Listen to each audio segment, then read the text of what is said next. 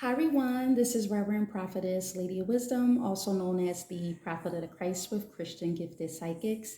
Today's date is May the 25th, 2022, and is around 8:10 p.m. That is Eastern Standard Time. So what I wanted to do is record this video. This is month 3 of my lock journey. I'm really excited about this. So I wanted to give you guys some information, the 411 of what I noticed, and we're just going to get into it. So, all right, so I'm going to be looking down because I do have my notes. So I'm just going to be looking down. So let's see. So here is what I do for my maintenance. Okay, so my maintenance, I of course tie my hair up every night, meaning I sleep with a satin scarf on my head every night. I just wrap my hair like that and just go to bed. I also have a satin pillowcase as well. And I moisturize my hair every day, and I use this. This is the Oars. Can you see that? Olive oil. So darn dark in here. I'm sorry about that, y'all. So this is the Oars olive oil, and of course I start with water first, meaning I spray my hair first before applying this. And I follow up with my oil, and this oil consists of my olive oil, Jamaican black castor oil, tea tree oil, peppermint oil. I think that's about it. And here is also, and I do that every day to every other day, as like really like when my hair needs, if I feel that it's dry.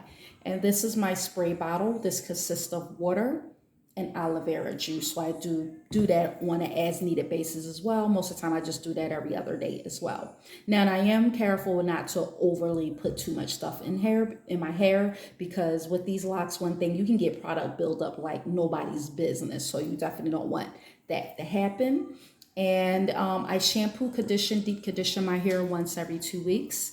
And here is the shampoo I use. I've been using this product line for, some years now. This is the Shea Moisture Restore and Strengthen line. I don't know if you can see that.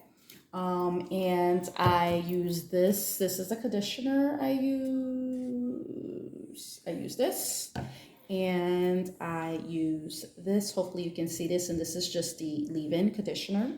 And like I said, I do that once every 2 weeks where I shampoo, condition my hair, and I also deep condition. And my deep conditioner consists of egg, olive oil, and honey. I put a little bit of Jamaican black castor oil in that deep condition that I make myself, and I do that once every 2 weeks. I sit under my steamer cap, and I sit under there for about 10 minutes, roughly 10-15 minutes sometimes, and I sit under a steamer.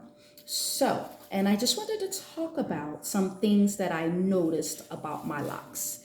Now, of course, the shrinkage, besides that, because as you can see, my hair is a lot longer than my shoulders. But as you can see, well, let me come closer. It looks shoulder length right now, and it's actually not.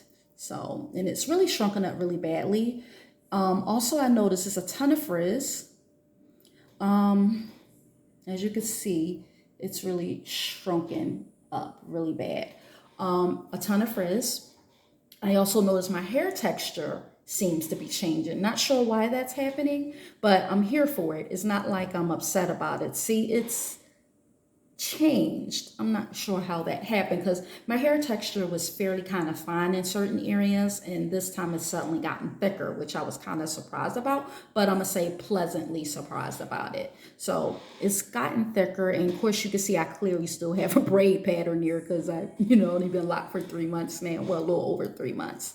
But so I still clearly have a braid pattern, but my hair texture has changed. It's gotten thicker. And it seems like it's getting fuller, because when I first installed these, my hair was terribly damaged, probably still damaged, but it was terribly damaged. It was broken off in some areas and thin in some areas, because I had previous damage, which I had told you guys when I had to cut my hair the end of April last year, or April 2020 one, while working from home during the pandemic, was neglecting my hair and it kind of broken off and gotten damaged. So I cut it above shoulders. And then when I installed these, my hair was around, I like to say it was around bra strap length to mid back length. And I do believe since I had these in my hair has grown more. But so that's just something that I have noticed. And I did want to talk about some reasons, like if you're someone that's thinking about getting locks, if you're one of these people that I'm describing, you probably would not want to get locks. So here are reasons why you should not or do not want to get locks. If you're someone who likes to overly dye your hair, you like to dye your hair a lot, definitely don't get locks because you would damage your locks. So you definitely don't want that to happen. They can get thin, brittle, and they would just snap and break off. I know a lot of people that dyed their locks, kept bleaching their locks, and the locks just broke off and gotten thin. They had to end up combining locks and cutting certain locks. It was just, crazy. So don't get locks if you're one of those people. Also, if you're someone who likes to style your hair all the time, meaning today is a bun, tomorrow is a different hairstyle, you definitely don't want to do that with locks because you could damage your hair. Although you can style your locks and do a lot of variety of styles, but definitely you don't want to get locks if you're someone who needs to go in between hairstyles too much because it will tear your hair up. So you don't want to do that. And if you're someone who hates frizz, definitely, this is not the move, girl. This is not the move. You see how frizzy my hair is, girl? It looked like I got hit by a bus. Honey, yeah, so don't get locks if you're someone who hates the frizz. You hate shrinkage, girl. My locks look like they're shoulder length right now. And my hair is like mid-back, bra strap length mid-back. So, yeah. So if you're someone who can't stand your hair shrinking up, you're someone who like relaxed hair all the time and straight hair, and don't get locks. That's not the move for you, hon. Now, here is some reasons why you would want to lock your hair. If you're one of these people, you may want to lock your hair. So if you're someone who just want your hair to grow, me, tired of doing your hair, me, although I never did my hair anyway, because I'm someone who always wear wigs anyway. I was wearing, rocking single plaits under my wigs. Once in a while, you might see me just, wearing my single plaits, probably once a year, twice a year. Other than that, you almost never see my hair out, like just without a wig. I always have a wig 24/7. That's just me. Yeah, if you're someone like that, you might want to lock your hair.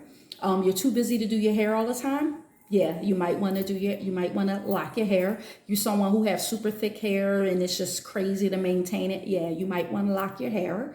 You just want healthier hair. This is definitely something that you might want to consider doing. But the only thing is, when you want to lock your hair, you definitely want to consider how you're going to lock it. If you're going to pay a loctician, get a consultation, because one thing about it, it can be very expensive, especially depending on the length of your hair, depending on how thick your hair is. Because a sister lock, I originally wanted sister locks personally myself, and someone told me between 12 to 1500, and that's because of how long my hair is. And I was just like, oh. So that's when I decided to just do braids myself.